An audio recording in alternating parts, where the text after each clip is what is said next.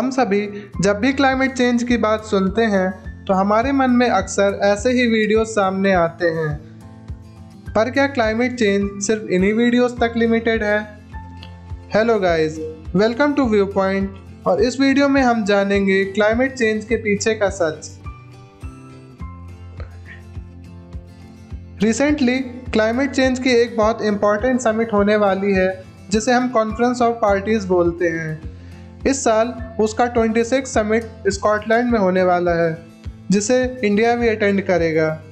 सो इस वीडियो में हम जानेंगे इस समिट की रेलेवेंस को और साथ ही साथ जानेंगे क्लाइमेट चेंज के इम्पोर्टेंस को।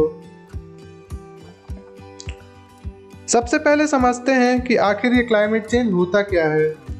अगर हम आसान लैंग्वेज में समझें तो ये मौसम में आ रहे चेंजेस को शो करता है।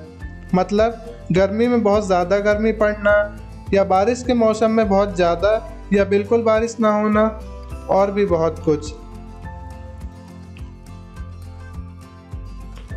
आप इस ग्राफ को ध्यान से देखिए, ये क्लियरली शो करता है कि किस तरह गर्मी ज़्यादा हार्श और लंबी होती जा रही है, जबकि सर्दी कम और लेस एक्सट्रीम हो रही है। अब आप बोलोगे यार हमारे यहाँ तो बहुत भयंकर सर्दी पड़ती है। मैं यहाँ बताना चाहूँगा कि ये किसी एरिया स्पेसिफिक की बात नहीं है, ये वर्ल्ड वाइड सारे डाटा को कंपाइल करके चार्ट बनाया गया है। अब आप बोलोगे ठीक है क्लाइमेट चेंज समझ गए, पर ये मॉडर्न टर्म लग रहा है। पर ऐसा नहीं है। क्लाइमेट चेंज की बात 1860s में ही स्टार्ट हो गई थी, पर 1896 में स्वान्ते अर्नियस नाम के साइंटिस्ट ने एनवायरनमेंट में प्रेजेंट कार्बन डाइऑक्साइड लेवल को स्टडी किया और साथ ही साथ ग्रीन हाउस इफेक्ट को भी समझा। आप राइट साइड में उनके रिसर्च पेपर की कटिंग देख सकते हैं। सो आप इसमें क्लियरली देख सकते हैं कि पिछले 100 सालों में कार्बन डाइऑक्साइड लेवल में ह्यूज स्पाइक देखने को मिला है। क्लाइमेट चेंज के समिट्स की स्टार्टिंग 1972 में हुई, जब स्वीडन में फर्स्ट अर्थ समिट हुआ। ये पहला इवेंट था जिसमें ग्लोबल कंट्रीज ने क्लाइमेट की इम्पोर्टेंस को समझा। 1992 में हुए रियो समिट काफ़ी हिस्टोरिक था और इसमें वेरियस इश्यूज पर ग्लोबल कॉर्पोरेशन और कंसेंसस पर बात हुई। 1997 में हुए क्योटो समिट अभी तक का सबसे इम्पैक्टफुल समिट था। इन सभी की डिटेल्स में हम कभी बाद में बात करेंगे। ये आप लिस्ट देख सकते हैं कॉन्फ्रेंस ऑफ पार्टीज समिट्स की। हम पेरिस क्लाइमेट एग्रीमेंट को थोड़ा डिटेल में समझेंगे। पेरिस क्लाइमेट एग्रीमेंट जो 2015 में हुआ था वो अपने आप में हिस्टोरिक था। पहली बार 196 देशों के लीडर्स साथ आए और एक लीगल बाइंडिंग ट्रीटी साइन की जो सभी देशों को फॉलो करनी थी। इस एग्रीमेंट में डिसाइड हुआ कि ग्लोबल टेम्परेचर को 2 डिग्री सेल्सियस से कम रखना है। कई बार लोग पूछते हैं कि यार 2 डिग्री सेल्सियस से क्या हो जाएगा। देखो, ये घर में लगा एसी नहीं है जिससे 2 डिग्री सेल्सियस से कोई अंतर नहीं आएगा।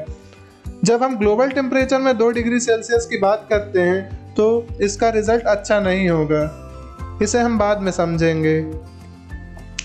एग्रीमेंट के तहत डेवलपिंग कंट्रीज को हर तरह से मदद देने का प्रॉमिस किया गया क्लाइमेट चेंज के रिगार्डिंग। नाउ इस मैप में आप उन सारी कंट्रीज को देख सकते हैं जो पेरिस क्लाइमेट एग्रीमेंट का पार्ट हैं। आप सबको याद होगा यूनाइटेड स्टेट्स डोनाल्ड ट्रंप के अंडर इस ट्रीटी से पुल आउट कर गया था। सो फिलहाल यूएसए इस ट्रीटी का पार्ट नहीं है। ये वो सारे डेवलप्ड कंट्रीज हैं जो पेरिस क्लाइमेट एग्रीमेंट में डोनेशन देते हैं।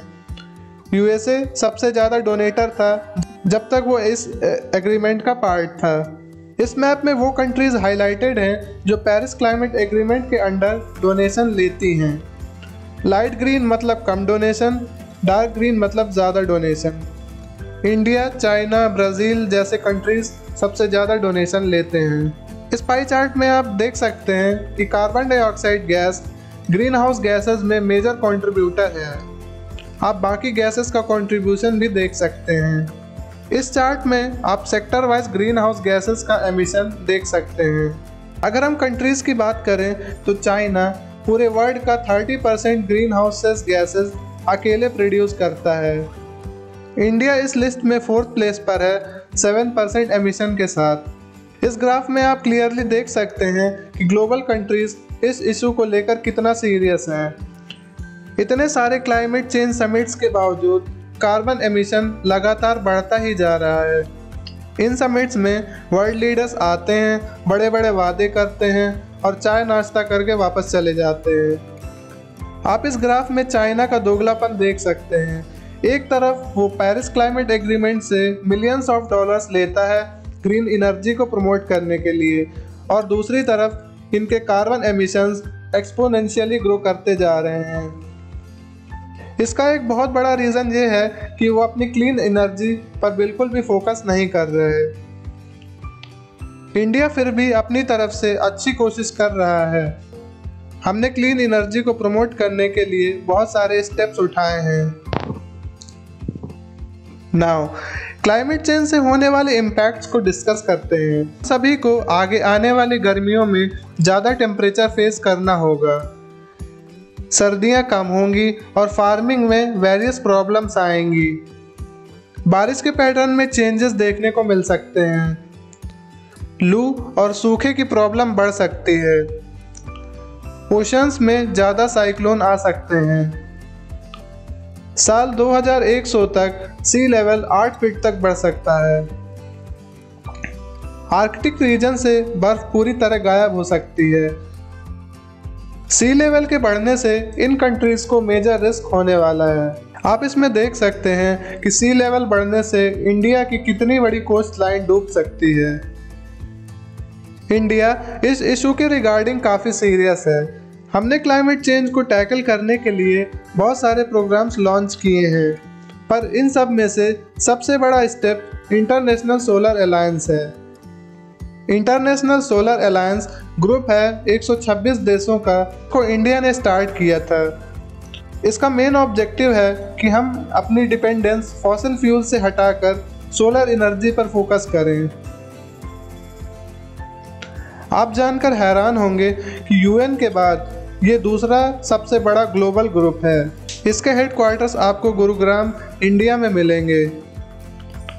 इंडिया ने इस मिशन के अंडर 175 रिन्यूएबल एनर्जी बनाने का प्रॉमिस किया है, जिसमें 100 गीगावाट सिर्फ सोलर एनर्जी से आएगा। जो कंट्रीज ग्रीन और येलो में शो की गई हैं वो इंटरनेशनल सोलर अलायंस का पार्ट है। आप बहुत सारे इंडेक्सेस में देखते होंगे कि इंडिया की रैंकिंग काफ़ी ख़राब रहती है, पर क्लाइमेट चेंज से लड़ने में इंडिया की रैंक 10th है, जो काफ़ी इम्प्रेसिव है। अब लास्ट में डिस्कस करते हैं कि हम क्लाइमेट चेंज को रोकने के लिए क्या कर सकते हैं। हम सभी को इस इशू को सीरियसली गवर्नमेंट के सामने उठाना होगा। आप मीट और डेयरी प्रोडक्ट्स को कम कंज्यूम कर सकते हैं। कोशिश करें कि कम से कम कार और बाइक का यूज़ करें। आप ज़्यादा से ज़्यादा पेड़ लगाने की कोशिश करें। आप अपने वेस्ट को प्रॉपरली मैनेज कर सकते हैं। मैं जानना चाहूँगा आपका ओपिनियन कि आप क्लाइमेट चेंज को रोकने के लिए क्या कर सकते हैं। मैं चाहूँगा कि आप कमेंट सेक्शन में लिखें कि आप किस तरह की वीडियोस देखना चाहते हैं। इससे हमें वीडियोस बनाने में हेल्प मिलेगी। एंड अगर आपको ये वीडियो पसंद आया हो तो please like, share and subscribe to view point. Thanks for watching and जय हिंद।